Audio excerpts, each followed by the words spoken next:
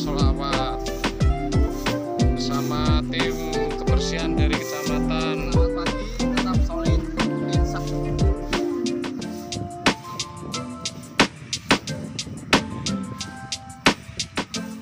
Bersama mbah kita.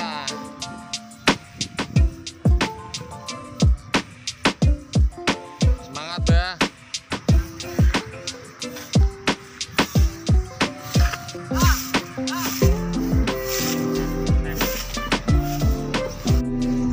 Sampah yang menumpuk